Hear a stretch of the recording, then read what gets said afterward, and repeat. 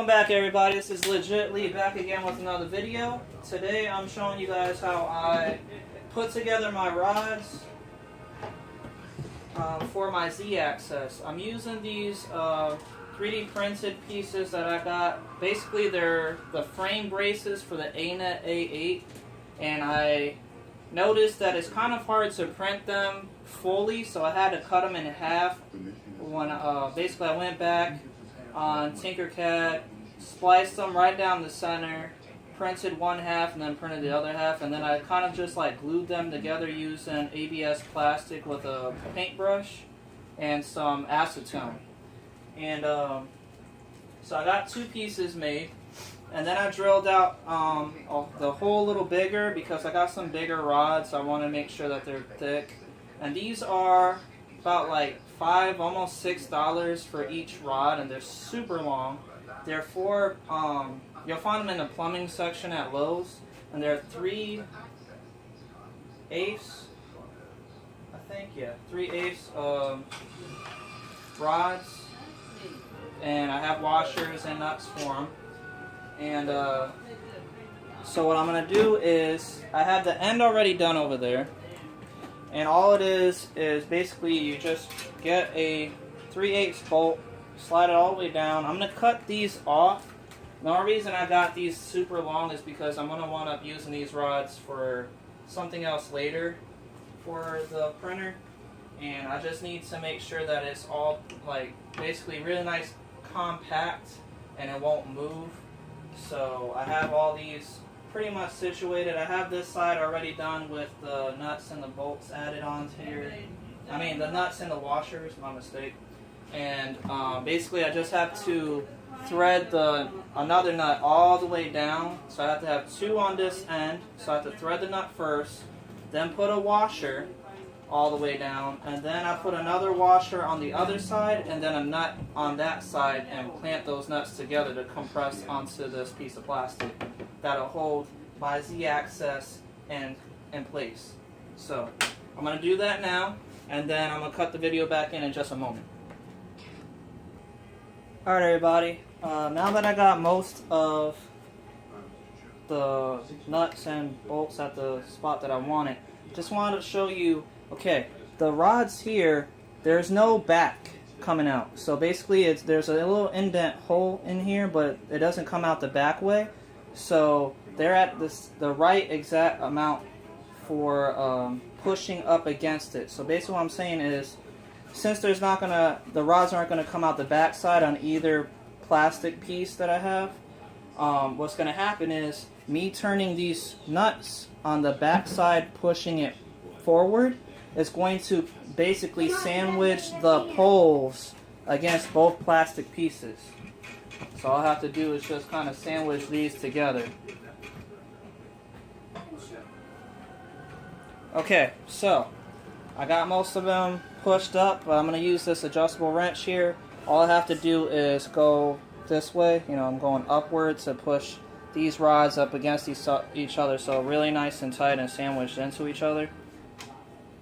So I just have to adjust my thing here. So all I have to do is just keep using my adjustable wrench and tightening both sides so they're even. So that way they don't move.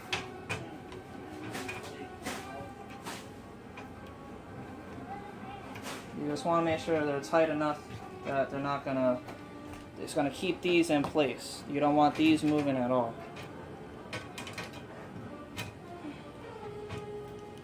You just keep turning it just as much as you possibly can.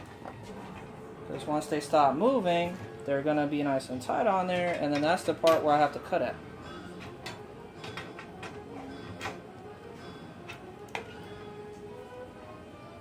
But you don't want them to bend either.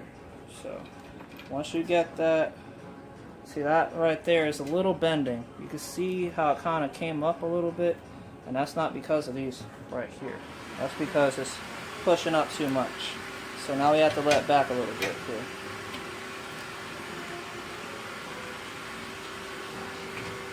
A little too tight.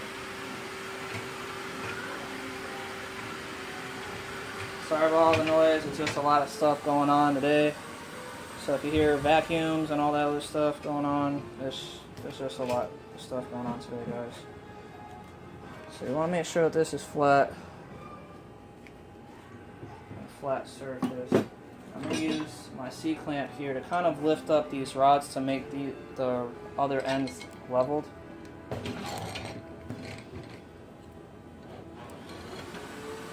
There we go.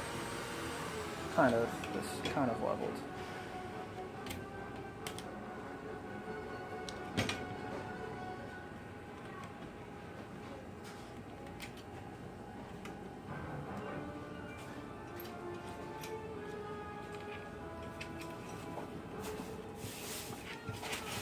We'll do it with our fingers first. They're still a little loose. And that's fine. So right here is where I'm going to make a mark. I'm going to cut this threaded rod off. These threaded rods here. So I'm going to get a Sharpie. Mark a line on here. So that way I know exactly where I want to cut at. I got a green Sharpie here.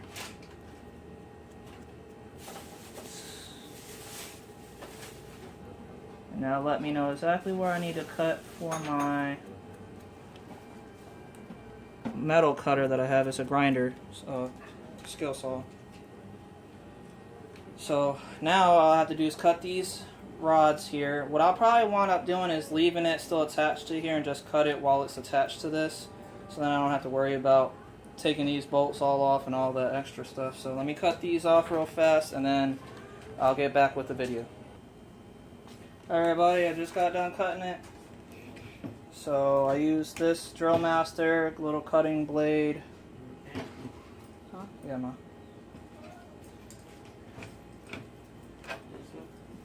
Yeah, ma.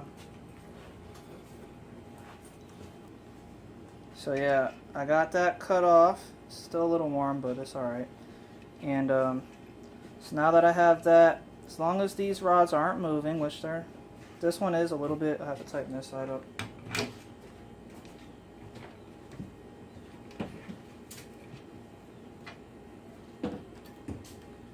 A little more. Alright, see, so now this ain't gonna move and that side ain't gonna move. Not really anyway. And then we just tighten this part up. And that'll keep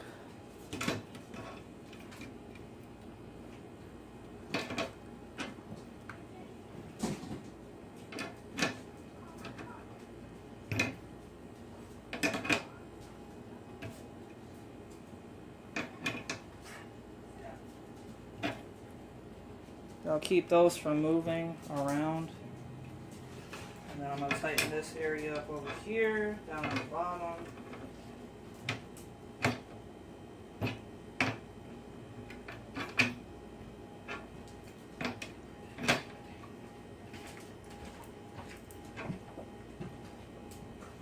And there you have it.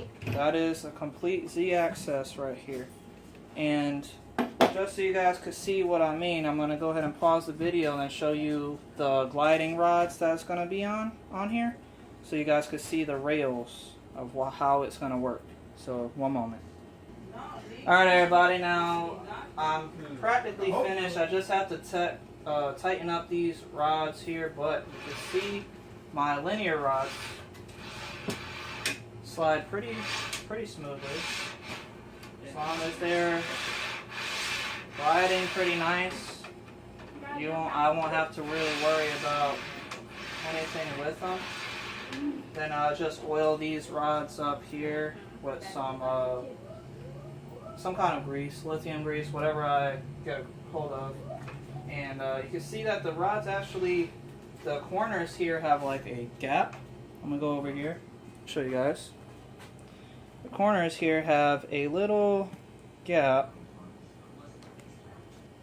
that actually holds the whole entire bearing in place.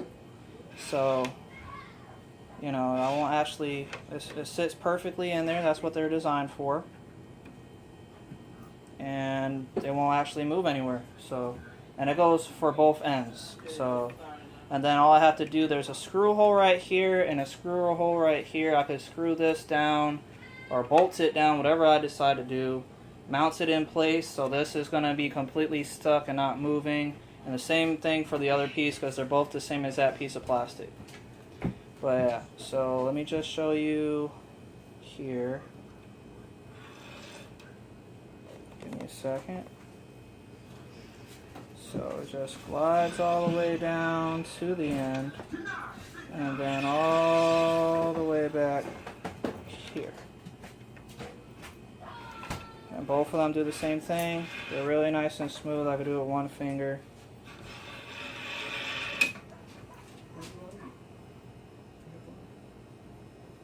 So it's really not a problem or an issue.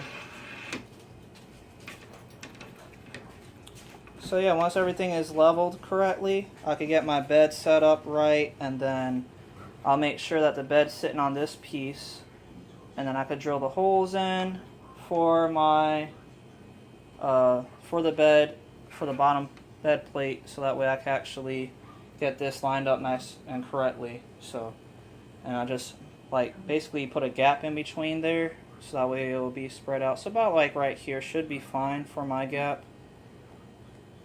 And I'll show you guys the bed in the next video. I already have been doing a lot with all this stuff, so it's getting close to being finished. This is going to be that big, humongous 3D printer that I've been working on. Can't wait for you guys to see it, because I can't wait to see it myself. Just be a little more patient with me, guys. I do appreciate everybody watching and subscribing to me. You guys are great. Thank you, and this is Legit Lee signing out.